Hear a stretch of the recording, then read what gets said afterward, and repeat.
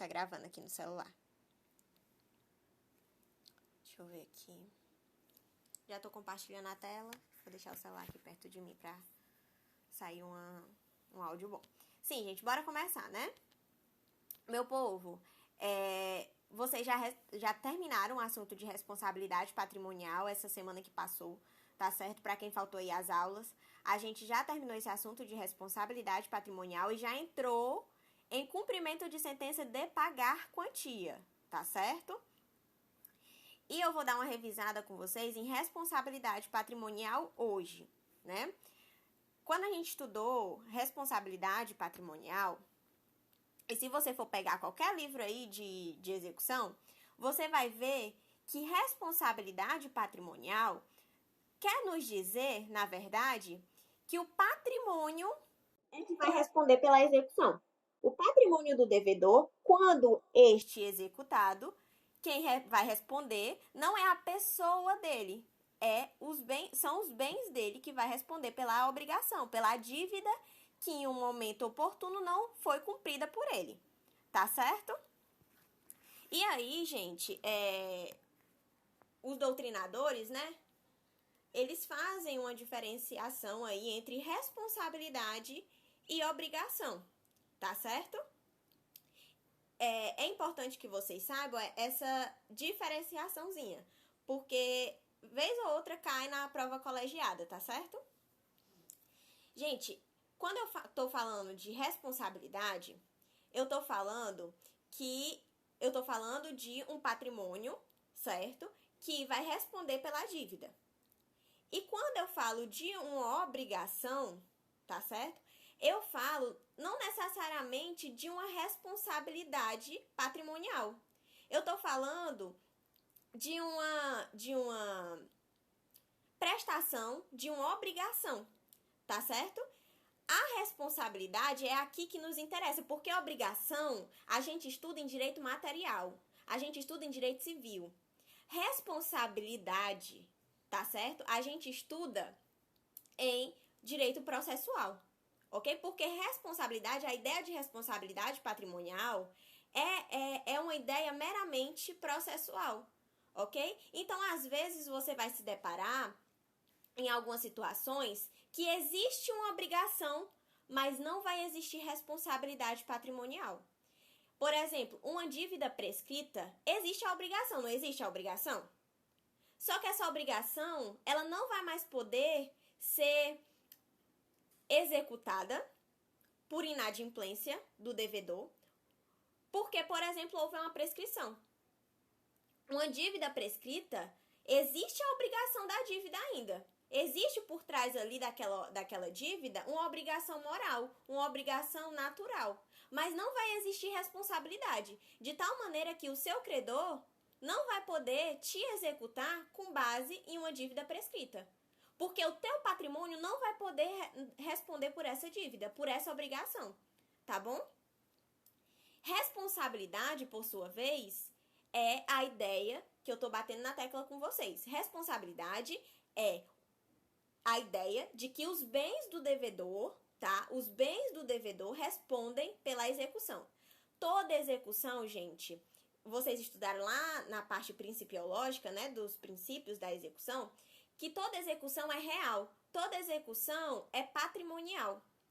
Ou seja, se toda execução é real, significa dizer que quem vai responder pela execução são os bens do devedor, tá certo? A gente tem até um artigo aqui, ó, que já vou mostrar pra vocês. Vou pegar aqui ele. O 789, ó. O devedor responde com todos os seus bens, presentes e futuros, para o cumprimento de suas obrigações, salvo as restrições estabelecidas em lei. Essa parte aqui, se você tiver com o código aberto ou se você gosta de anotar, puxa uma seta e coloca bens impenhoráveis, tá certo? Então, coloquem na cabeça de vocês que responsabilidade patrimonial é uma ideia processual, ok? São os bens do devedor que respondem pela execução. Nós aqui no direito civil, dentro do direito civil e dentro do direito processual civil, a gente tem uma única exceção, tá certo? É a prisão civil do devedor de alimentos. Mas é importante dizer desde logo que essa prisão não exime o devedor, uma vez que ele é preso, de pagar a prestação que foi fixada, tá certo? Então, de novo, a prisão civil do devedor de alimentos não exime, mesmo ele tendo cumprido a pena, né, a penalidade, ele não se exime de pagar com a dívida de alimentos, tá certo? Então, nós temos essa única exceção, a prisão civil do devedor de alimentos, mas em todas as outras situações, quando eu falar de execução, seja no cumprimento de sentença, ou seja, no processo autônomo de execução, eu estou falando, tá, que os bens do devedor vão responder pela dívida. Nesse sentido, é importante dizer que tem algumas situações em que eu vou observar só a ideia de responsabilidade patrimonial, mas eu não vou observar a ideia de obrigação. Exemplo, fiança, um contrato de fiança. Quando você presta uma fiança a alguém, não foi você que adquiriu a obrigação. Não foi você que adquiriu aquela obrigação. Não foi você que adquiriu cumprir com aquela obrigação. Se responsabilizou por cumprir com aquela obrigação. Mas se aquela pessoa, se o teu afiançado não cumprir com a obrigação dele, o teu patrimônio, como fiador, pode responder pela dívida. É um famoso exemplo de responsabilidade sem dívida, sem obrigação. Contrato de fiança é um grande exemplo de responsabilidade sem obrigação. Por quê? Porque os bens do fiador, não foi o fiador que adquiriu a dívida. Não foi o devedor que adquiriu a obrigação. Mas por ele ter prestado uma fiança, né, se o afiançado dele não cumprir com a obrigação, o patrimônio do fiador pode vir a ser executado para a adimplência, né, para a satisfação daquele crédito, para a satisfação daquela obrigação, tá certo? Só uma questão meramente introdutória aqui para vocês. Entendido? Todo mundo entendeu? Os alunos da professora Cíntia tá ok? Porque vocês ainda não viram, né? Vou continuar. Tá ok. Show. Aí, gente, vem lá o Código de Processo Civil e ele vai disciplinar, certo? A ideia de responsabilidade patrimonial. Essa ideia introdutória que eu dei para vocês, né? Que o patrimônio do devedor é quem responde, é o que responde pelas dívidas por ele contraídas, tá? Lá no artigo 789, ó, vou dar um zoom aqui para vocês, é melhor. Lá no artigo 789 do Código de Processo Civil, fala assim: o devedor responde com todos os seus bens, presentes e futuros, para o cumprimento de suas obrigações, salvo as restrições estabelecidas em lei. De novo, o devedor responde com todos os seus bens, presentes e futuros, para o cumprimento de suas obrigações, salvo as restrições estabelecidas em lei. Desse artigo aqui do Código de Processo Civil, a gente pode entender inúmeras coisas. O que são bens presentes e futuros? Porque o Código de Processo Civil, ele não fala para você o que são bens presentes e futuros. Esses bens presentes e futuros são aqueles bens, os bens presentes, né, no caso. Os bens presentes são aqueles bens que estão dentro do patrimônio do devedor. No momento em que ele firma o negócio jurídico, no momento que ele firma o contrato, no momento que ele deixou de cumprir com a obrigação, ou esses bens presentes são aqueles bens que estão no patrimônio do devedor quando o exequente entra com a demanda judicial contra ele, né? Fica aí uma incógnita, tá certo? Dentro da doutrina, nós temos vários posicionamentos. Existem 3 posicionamentos. Eu vou colocar aqui para vocês no chat. O primeiro deles é no momento do negócio jurídico, né?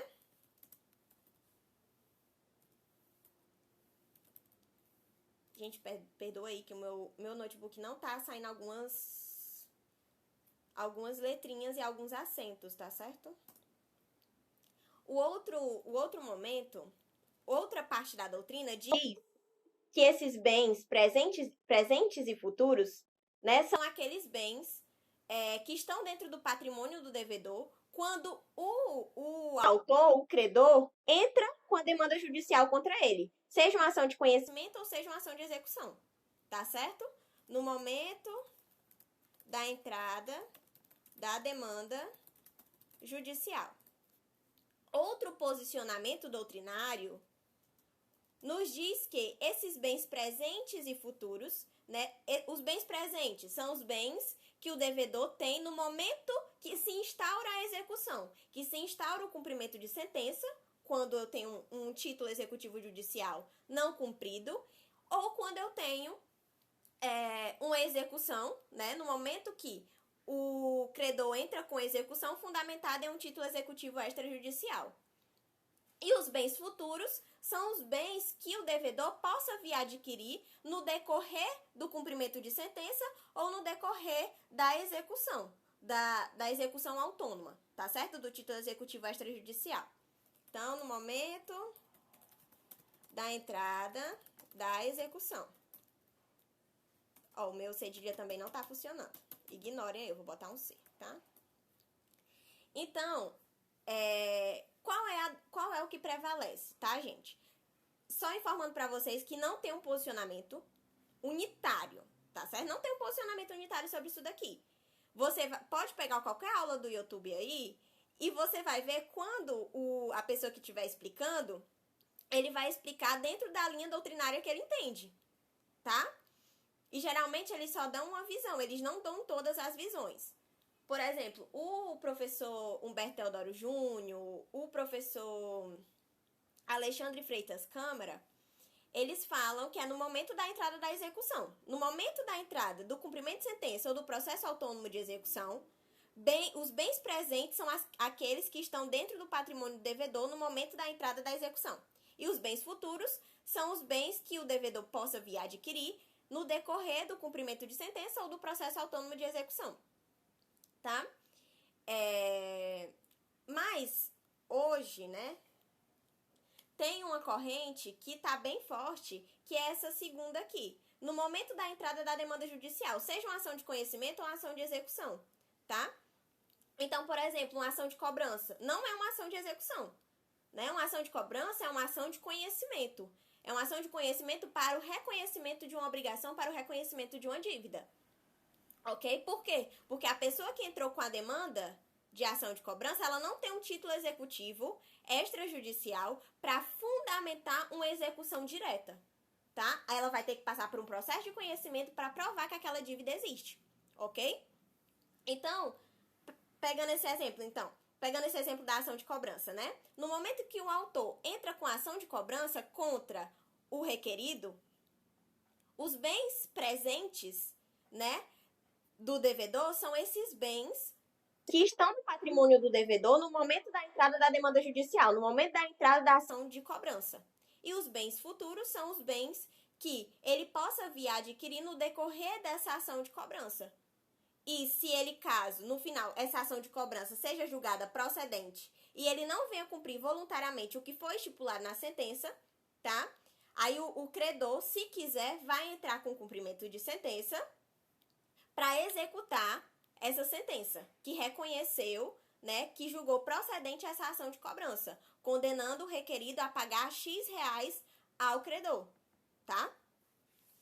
Então, uma corrente muito forte diz que os bens presentes e futuros se referem àqueles bens, tá? Os bens presentes são aqueles bens que estão no patrimônio do devedor no momento em que se entra com a demanda judicial, seja ela de ação de cobrança, ou seja ela ação de conhecimento, ou seja ela ação de execução, tá certo?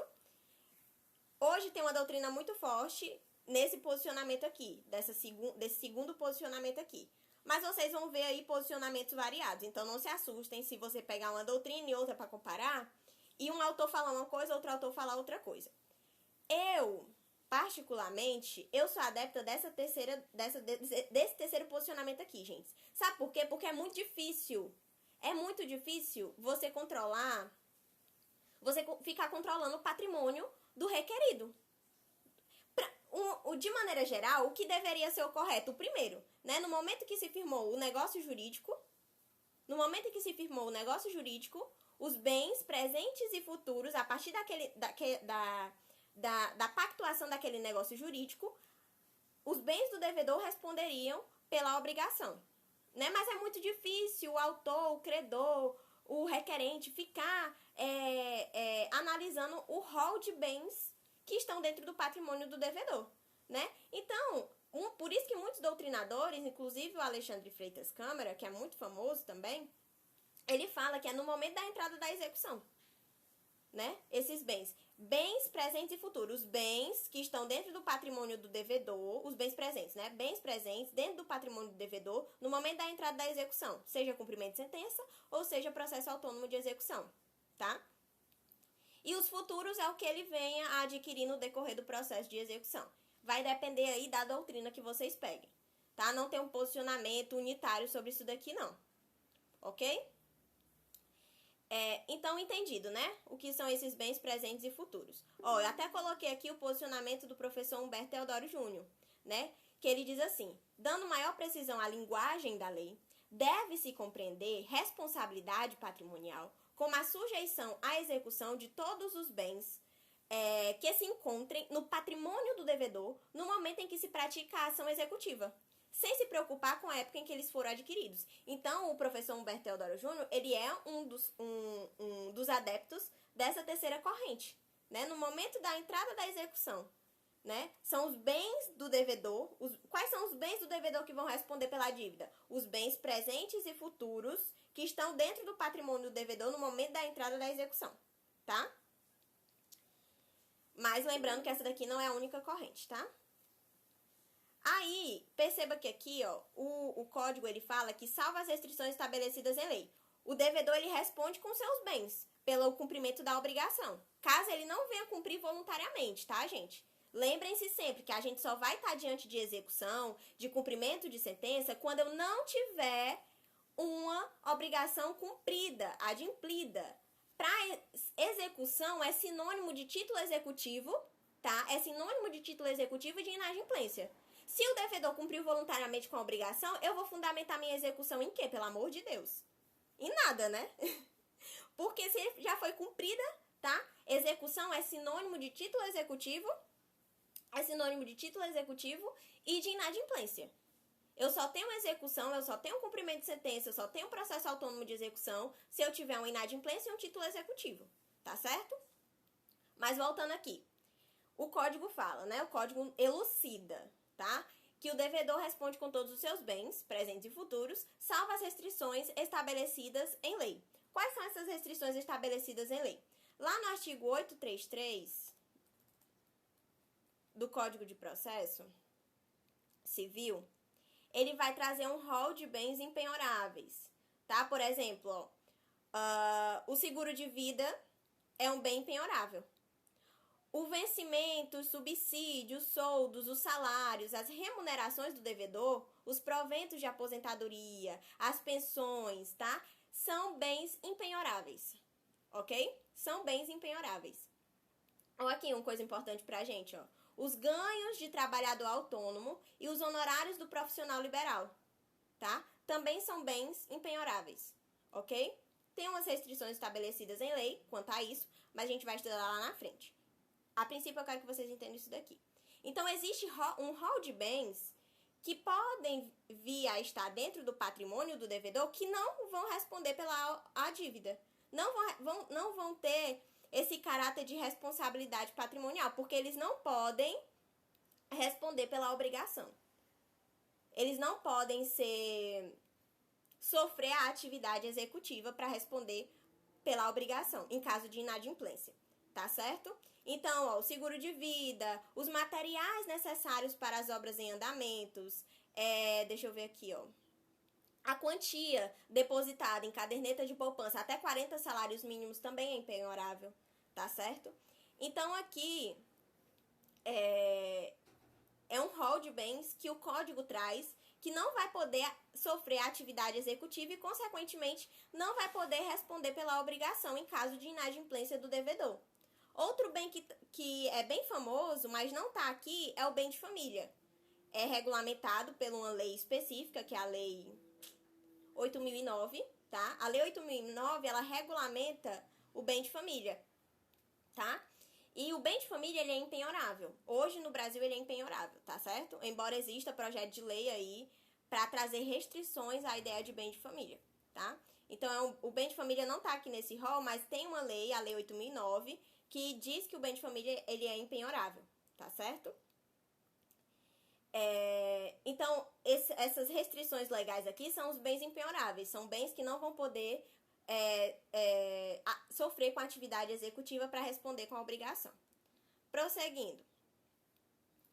Dito isto, tem uma questão bem importante. Porque até agora eu falei para vocês de devedor, de devedor, de devedor. O devedor quem é? O que assumiu com a obrigação e não cumpriu, né? Devedor, devedor, devedor. O que assumiu com a obrigação e não cumpriu. A todo momento eu tô falando aqui com vocês sobre esse devedor, né? Aquele que adquiriu a obrigação e não cumpriu e, consequentemente, são os bens dele que vai poder sofrer com a atividade executiva, que vão poder sofrer uma penhora, tá certo? Que vão poder sofrer um arresto, ok?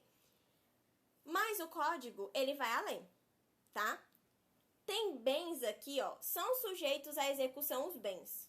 Você vai ver que tem bens aqui que o código diz que vão poder responder pela obrigação em caso de inadimplência, mas que não são do devedor, propriamente dito.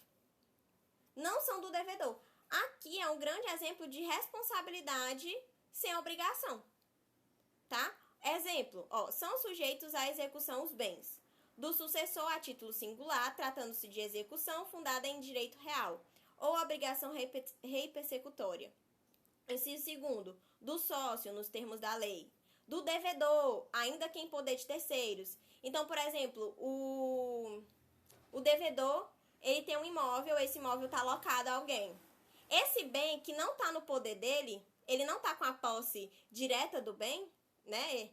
Mas ele é o proprietário do bem. Esse bem que está no poder do locatário, né? Porque o locatário é que tem a posse direta do bem, vai poder sofrer com a atividade executiva. É um bem do devedor que não está na posse do devedor diretamente, mas está em poder de terceiro, tá? Do cônjuge ou do companheiro, nos casos em que seus bens próprios ou de sua ameação respondem pela dívida. Aqui, gente, é no caso de cônjuges, né, que adquirem dívidas em proveito da família. Então, essas dívidas adquiridas em proveito da família, tá certo? O cônjuge ou companheiro que adquiriu a obrigação, o cônjuge dele, tá, vai poder responder os bens do cônjuge e da meação dele, né, da partilha deles, que caberia aí em uma possível partilha, respondem pela obrigação. Os bens alienados ou gravados com ônus real em fraude à execução. Já também vou falar para vocês sobre a fraude à execução. Os bens cuja alienação ou gravação de ônus real. Gente, quando eu falo de ônus real, vocês entendem o que é essa gravação de ônus real? Só pra... Porque tem gente aqui que ainda não tá fazendo direito das coisas, acredito eu. Eu não entendi, não. Daí sei que eu não tô fazendo. Tá, bora lá. Bora lá. Gente, quando a gente vai estudar... Vou voltar aqui pra vocês, tá? Quando a gente estuda direito das coisas, a gente estuda os direitos reais, tá certo? Os direitos reais, eles são diferentes dos direitos pessoais, da obrigação, tá? São diferentes do ramo obrigacional do direito civil. Um direito real, ele estabelece uma relação entre uma pessoa e uma coisa. Então, quando eu digo que eu sou proprietária de um imóvel, eu tenho uma relação com esse imóvel. Eu tenho um direito real sobre aquele bem, sobre aquele meu imóvel. Qual é o meu direito real? A propriedade, tá? Então, deixa eu colocar aqui pra vocês, porque eu sei que vocês ainda não estão fazendo, e quando a gente faz essa leitura, é difícil de entender, né? Eu entendo vocês, é difícil de entender essa linguagem aí do direito civil.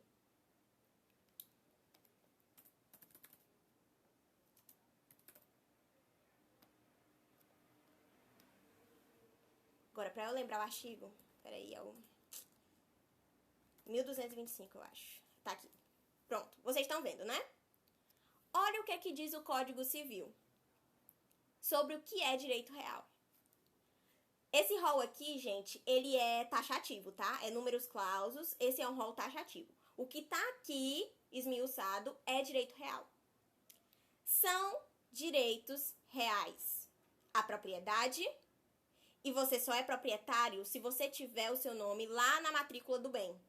Se você não tiver o seu nome lá na matrícula do bem, lá no registro de cartório de imóveis, você não é proprietário, você é possuidor. Ou você pode ser qualquer outra coisa, menos proprietário, tá certo? A superfície, as servidões, o usufruto, o uso, a habitação, o direito do promitente comprador do imóvel, o penhor, a hipoteca, a anticrese, a concessão de uso especial para fins de moradia, a concessão do direito real de uso e a laje. Vamos pegar o direito real mais famoso que tem, a propriedade. Tá? Não, a propriedade não. Como eu tô falando de ônus real, eu vou falar aqui de um direito real que, ao mesmo tempo dele ser um direito real, ele é um ônus real. Porque ele limita o exercício de outro direito real, que é a propriedade. Tá? Exemplo, a hipoteca. A hipoteca é um direito real sobre coisa alheia. Quando eu hipoteco o meu bem, tá? Quando eu hipoteco o meu bem, eu tô limitando a propriedade daquele meu bem. Porque eu tô dando ele em garantia. Eu tô gravando ele de ônus real. Tem uma obrigação real que recai sobre o meu bem. E a hipoteca é uma delas. A hipoteca é a gravação de ônus real sobre bem imóvel. O penhor é a gravação de ônus real sobre bem móvel. A anticrese, não vou falar da anticrese aqui, mas ela também é um direito real sobre uma coisa alheia, tá? Deu pra entender com essa introdução? Sim. Show! Então, quando eu falo gravação de ônus real sobre um determinado bem, eu tô falando daqueles direitos reais que eles limitam o exercício da propriedade. Tá? Eles são direitos reais de garantia. A hipoteca é um direito real de garantia. O penhor é um direito real de garantia. Então, quando eu gravo o meu bem com ônus real, tá? Seja por hipoteca ou penhor, anticrese, tá certo? Sobre ele recai um ônus real, tá? Uma obrigação real. Beleza? Entendido, né? Com essa introdução. Então, ó, quando ele fala assim, quais são os bens que se sujeitam à execução? Os bens cuja alienação ou gravação com ônus real, ou seja, o devedor, ele tinha um bem. E aí ele alienou, ele doou, ele transferiu esse bem, tá? Ou ele gravou de ônus real, ele instituiu uma hipoteca, ele instituiu um penhor sobre o bem, tá? Tenha sido anulada em razão do reconhecimento em ação autônoma de fraude contra credores. Vocês estudaram, né? Semana passada, fraude à execução e fraude contra credores. Tá? Então, por exemplo, quando um devedor, ele tem um bem, tá? E ele tá ali prestes a se tornar insolvente. Aí o que ele faz? Ele grava de ônus real aquele bem. Ele grava de ônus real aquele bem imóvel, que ele sabe que se ele gravar de ônus real e ele supostamente ficar devendo aquele hipotecário, né? O hipotecário é a pessoa que vai poder demandar, né? Porque é a favor dele que foi instituída a hipoteca, tá? Ele vai poder demandar aquele bem. Em uma dívida laranja, sabe? É o famoso laranja. Então, às vezes, o devedor, ele transfere bens, ele doa bens, tá certo? Para um terceiro. E se essa alienação, essa gravação de ônus real, reduzir ele à insolvência, tá? O credor pode alegar, dependendo do momento processual, fraude à execução ou fraude contra credores. tá certo? Então, aqui são famosos exemplos de responsabilidade sem obrigação. Supostamente é patrimônio de terceiros, perceba que é patrimônio de terceiros, que estão respondendo pela obrigação, com exceção desse daqui, ó, do devedor, né? Aqui eu tenho uma obrigação e quem vai responder, de fato, pela obrigação é o patrimônio do devedor. Mas aí o código diz, ainda que em poder de terceiros. Então, quando um bem, por exemplo, está alocado a alguém, o devedor ele não está com a posse daquele bem. Né? Vocês também vão estudar lá em Direito das Coisas que existe essa diferença entre propriedade e posse, tá certo? A posse, ela não é um direito real, tá? A propriedade, ela é um direito real, ok? Então, quando o devedor, ele é proprietário de um imóvel e esse imóvel está alocado a alguém, significa dizer que o locatário, né, quem está no bem, é o possuidor do bem. Ele é o possuidor direto do bem. E o devedor, ele é proprietário e, ao mesmo tempo, ele é possuidor indireto do bem, tá? Esse bem que está em poder do locatário vai poder responder pela obrigação que não foi cumprida pelo devedor, pelo proprietário do bem? Sim, tá certo? Porque mesmo ele estando em poder de terceiros, mesmo ele estando em poder do locatário, ele vai poder sofrer uma penhora, tá? Então, aqui é um famoso exemplo, a doutrina chama esse rol aqui do 790 de responsabilidade executiva secundária. Outro exemplo bem famoso, ó, do responsável nos casos de desconsideração da personalidade jurídica. Muitos de vocês não estão fazendo direito empresarial ainda, mas lá em direito empresarial vocês estudam o Instituto da Desconsideração da Personalidade Jurídica, né? De tal maneira que eu posso atingir o bem do sócio para responder pela obrigação. Lá em direito empresarial, vocês estudam direito societário, né? Vocês estudam, por exemplo, uma famosa sociedade empresarial que é a sociedade limitada. E ela guarda esse nome não é por mera coincidência, não, tá? Ela se chama sociedade limitada porque os bens do sócio respondem limitadamente, tá? De tal maneira que, para eu atingir o bem do sócio, para esses bens responder pela obrigação, eu preciso instaurar um incidente de desconsideração da personalidade jurídica. Por quê? Porque é uma sociedade limitada, os sócios respondem limitadamente. Mas eu tenho outros tipos de sociedade, por exemplo, sociedades empresariais, uma sociedade que vocês vão estudar lá também, direito empresarial, tá? É a sociedade em nome coletivo. A sociedade em nome coletivo, os bens do sócio, eles já respondem diretamente pela obrigação. Então, o exequente, ele pode demandar os bens do sócio diretamente. Por isso que o 790, ele vai trazer uma diferenciação, tá?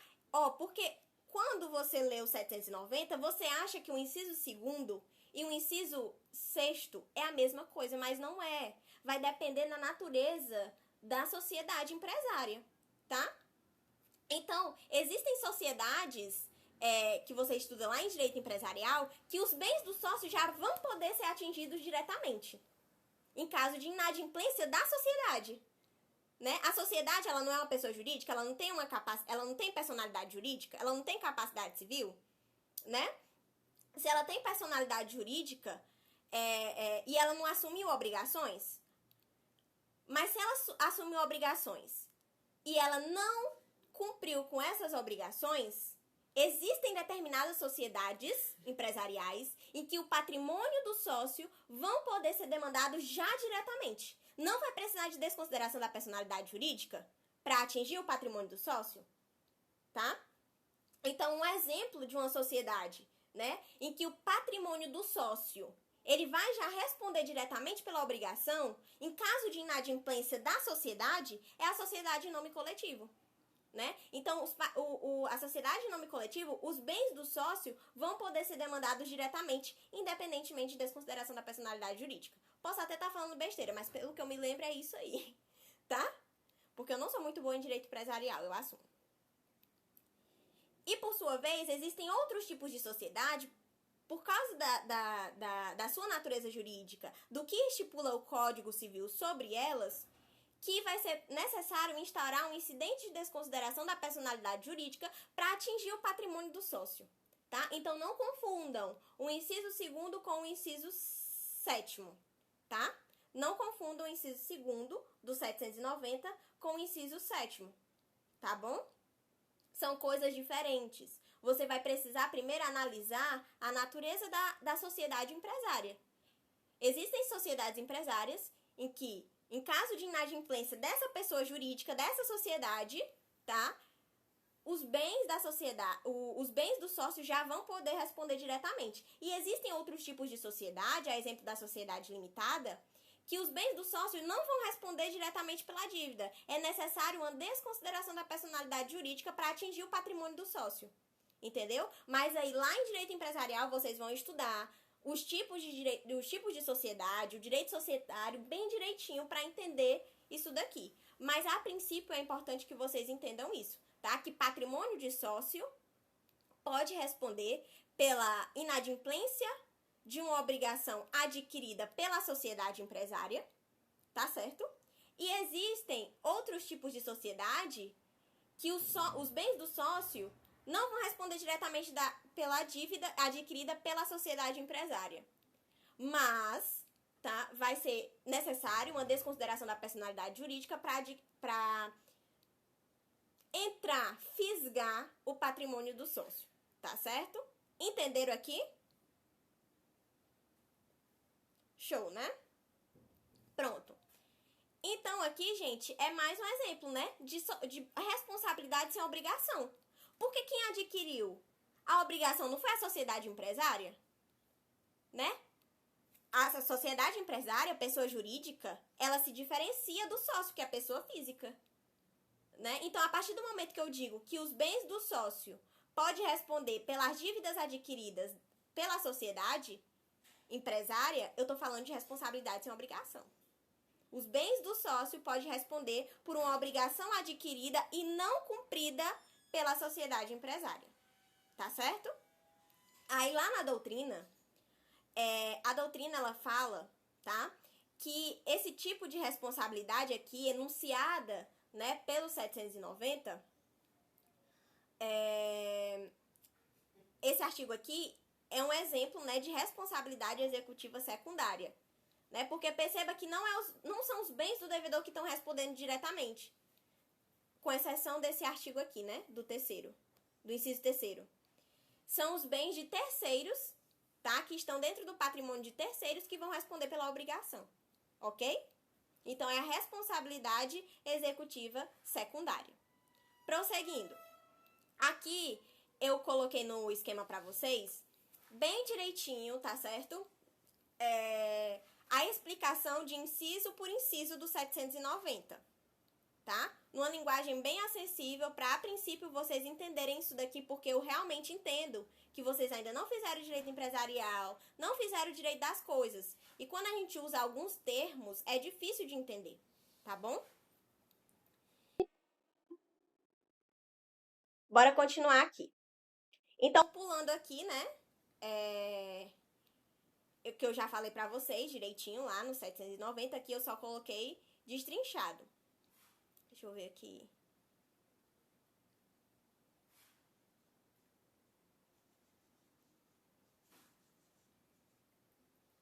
Desse artigo aqui, gente, do 790, é preciso que vocês entendam 2 incisos, tá? Que são de suma importância. Eu vou falar logo e depois eu prossigo na sequência, né? Do 790 para o 791. Mas desde logo, fiquem sabendo que já a gente vai falar que vocês precisam saber, de fato, pra cá, que os professores gostam de cobrar, são esses 2 incisos aqui. Bens do devedor que ele alienou ou gravou de ônus real em fraude à execução ou fraude contra credores, tá? Bens do devedor que ele alienou, doou, transferiu, tá certo? Ou gravou de ônus real em fraude à execução ou fraude contra credores. É muito importante esses dois incisos do 790, tá certo? É muito importante esses dois incisos do 790.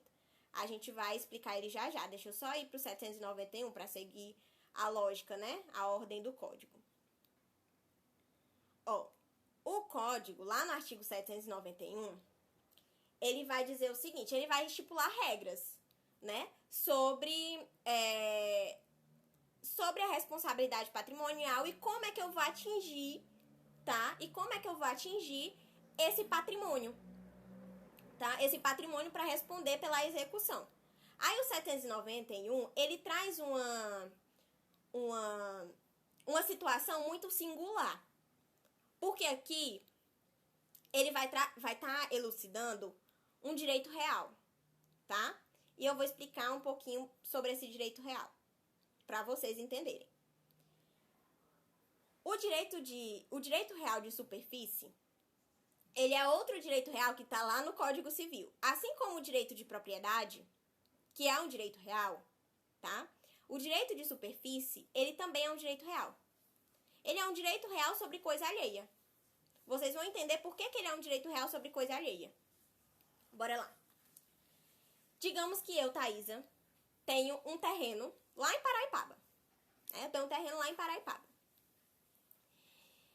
Eu, com medo, eu tô sem dinheiro, gente. Eu tô sem dinheiro para fazer construções nesse meu terreno, para dar utilidade a esse meu terreno. Aí, gente, tem algumas pessoas que se interessam em fazer apenas construções imóveis, né? Ou plantações em um determinado terreno, mas não quer comprar o terreno. Sabe por que é caro? Aí o que essa pessoa faz? Tem gente que procura pessoas, né, que tem terrenos que não estão sendo utilizados, não tem construções, não tem plantações em cima desse terreno e faz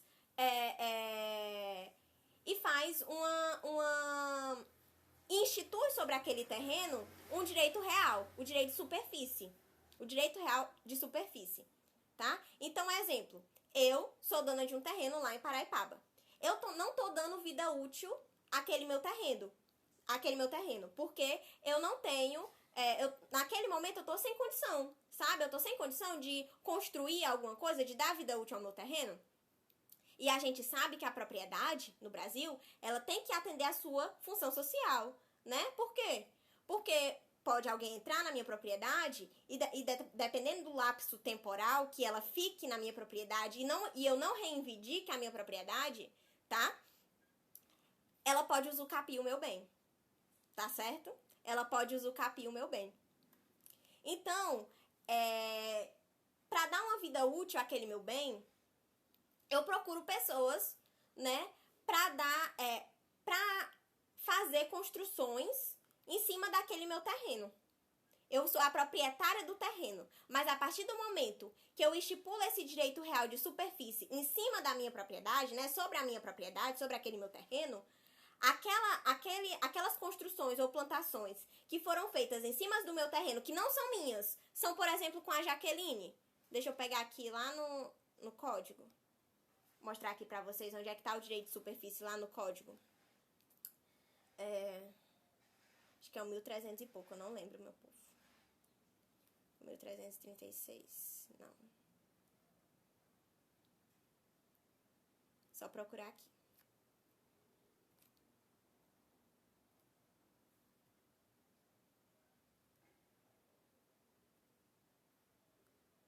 Mais pra baixo, então.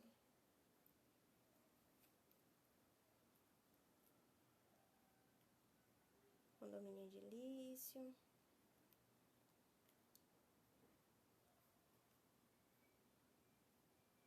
Multipropriedade.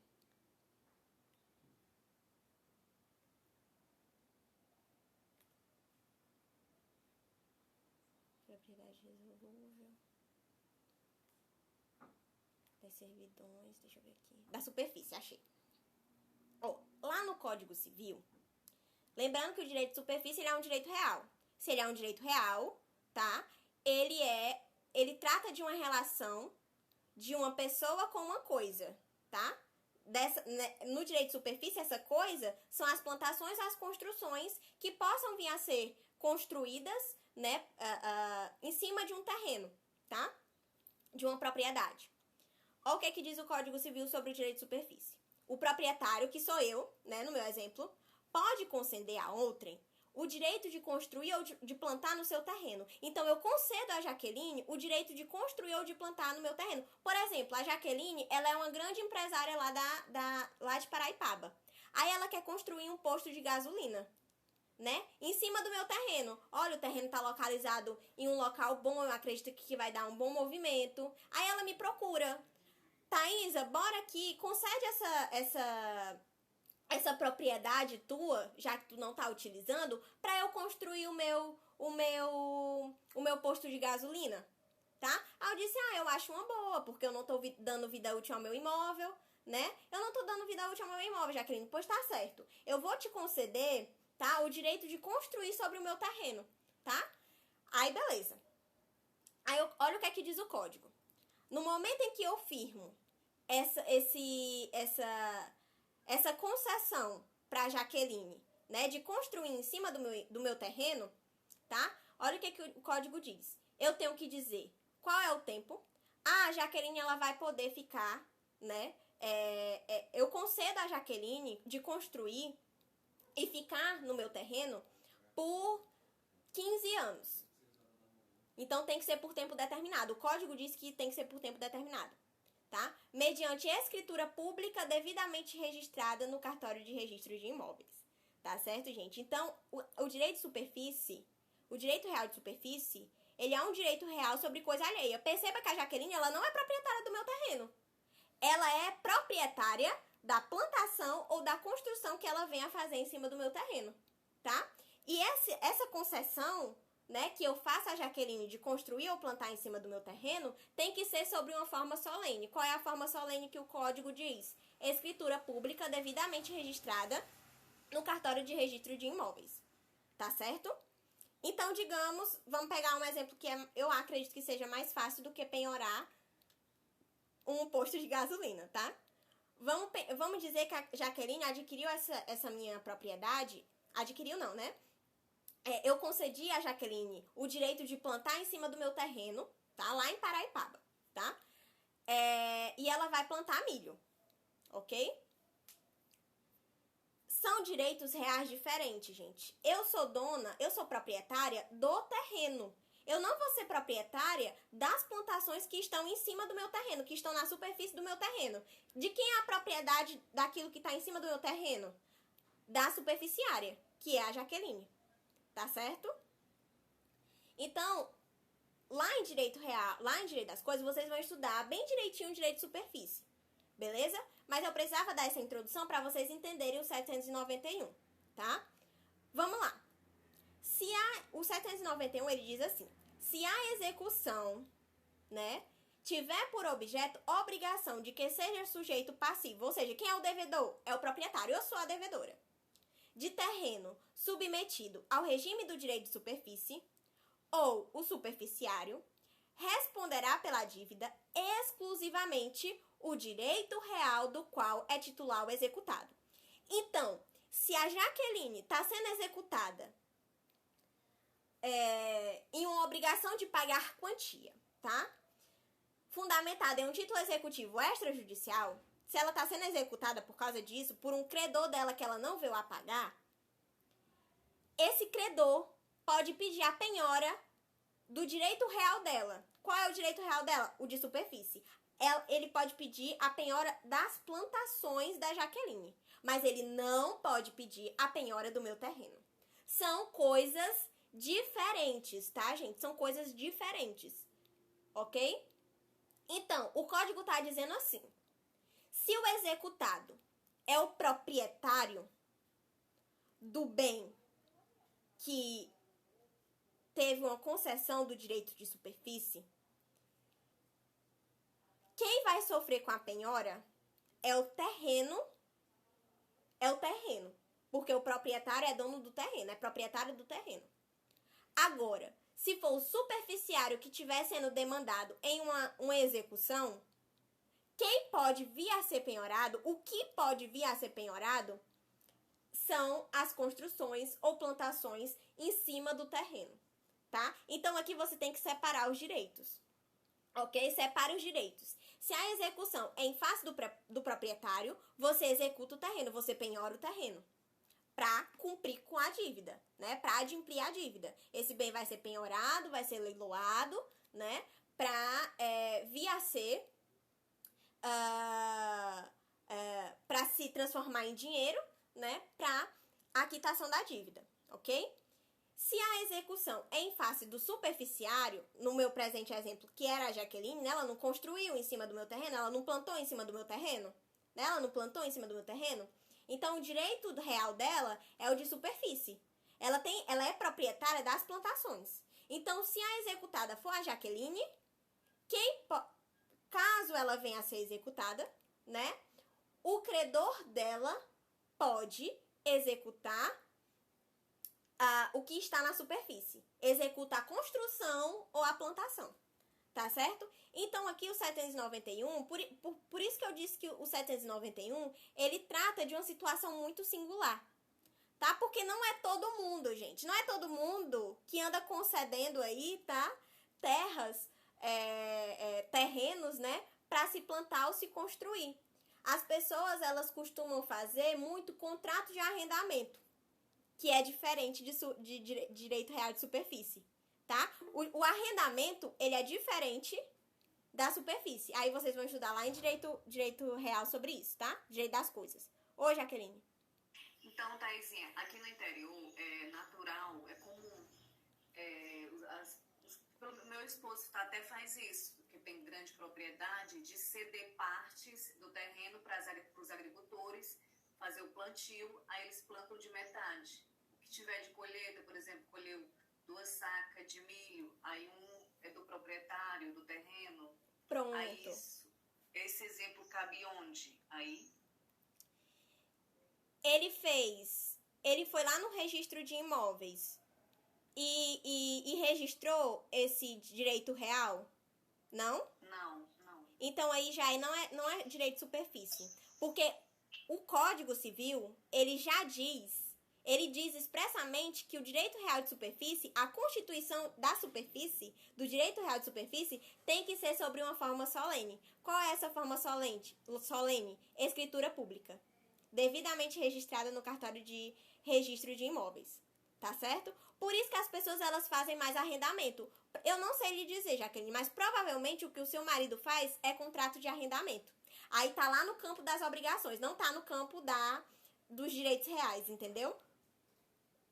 É muito parecido, mas é diferente. As pessoas, hoje em dia, elas preferem fazer mais o contrato de arrendamento, tá certo? Eu não sei dizer se a informação que eu tô dando pra vocês é verdade, mas pelo que eu lembro, tá? É porque o direito real de superfície, ele é por tempo determinado. Então,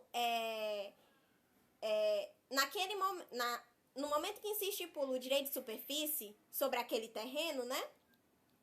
O superficiário, né? Ele não vai poder ser demandado pelo proprietário para querer a propriedade de volta, a propriedade plena de volta, entendeu? No arrendamento é diferente. Salvo engano, é essa a diferença. E também porque o arrendamento não é um direito real, tá? O direito real é tudo que tá lá no 1225 do CC, do Código Civil. Ok? O que não tá lá é taxativo o que tá lá. O arrendamento não tá lá, então não é um direito real. Tá certo? O arrendamento é mais fácil de ser desfeito, entendeu? Por isso que as pessoas preferem fazer arrendamento do que instituir sobre o terreno o direito de superfície a alguém, tá? Então, aqui, o 791, ele é uma situação muito singular. Ele está tratando de um direito real específico. Então, para você entender a redação do 791, você precisa saber o que é a superfície, né? O direito real de superfície. Ok? Espero que vocês tenham entendido aí, beleza? Passando aqui. Esse parágrafo primeiro não é muito importante não, então eu vou pular. Tem uma coisa importante. Aplica-se no que couber o disposto neste artigo nesse artigo a enfiteuse, a concessão de uso especial para fins de moradia e a concessão de direito real de uso. Esses direitos aqui, ó, esses últimos direitos aqui, eles são vigentes, tá? Eles são direitos reais que estão previstos lá no Código Civil de 2002. A enfiteuse, a gente estudou na aula passada que ela era um direito real previsto no Código Civil de 16, tá certo? A enfiteuse é um direito real perpétuo, por tempo indeterminado, tá certo? É diferente do direito real de superfície. Nem à toa, o código, ele teve tanto cuidado de fazer a diferença do direito de superfície para a enfiteuse. Olha o que ele coloca, ó. Deixa eu ver aqui.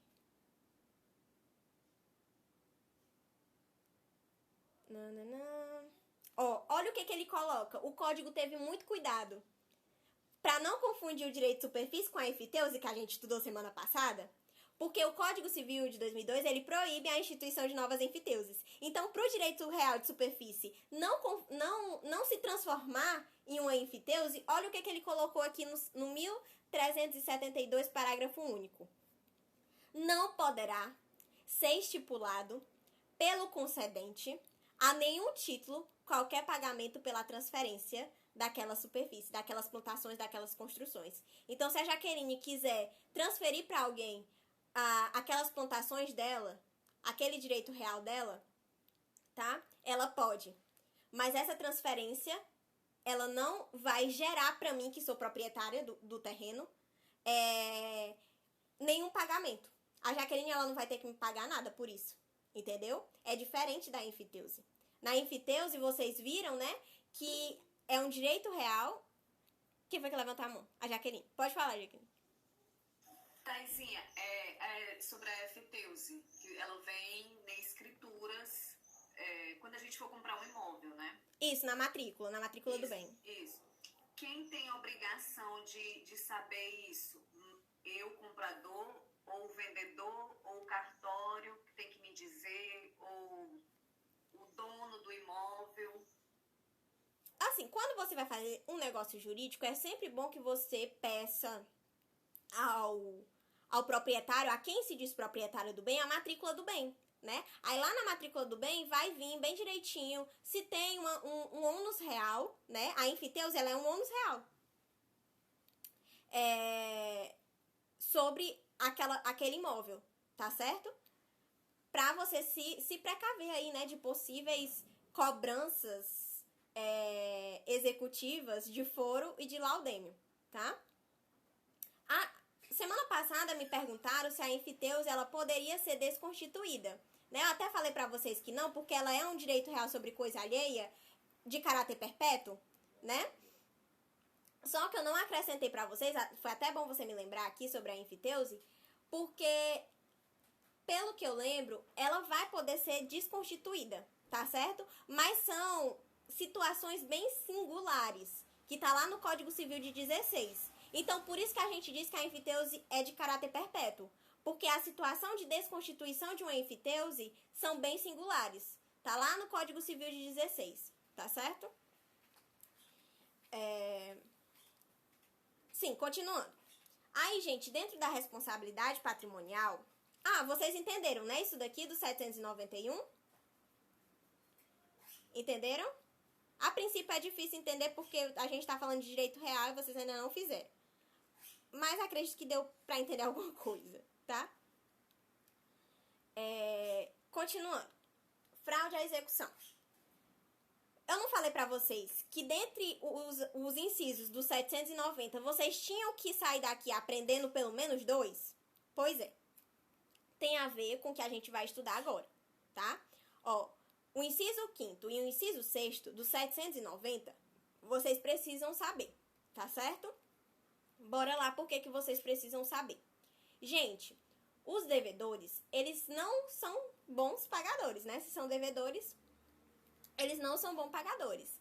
Então, é comum vocês verem aí na vida prática de vocês, quem faz estágio, de situações em que o devedor, ele tá prestes a se tornar insolvente. O patrimônio dele é menor do que as dívidas. E aí ele tá prestes a se tornar insolvente.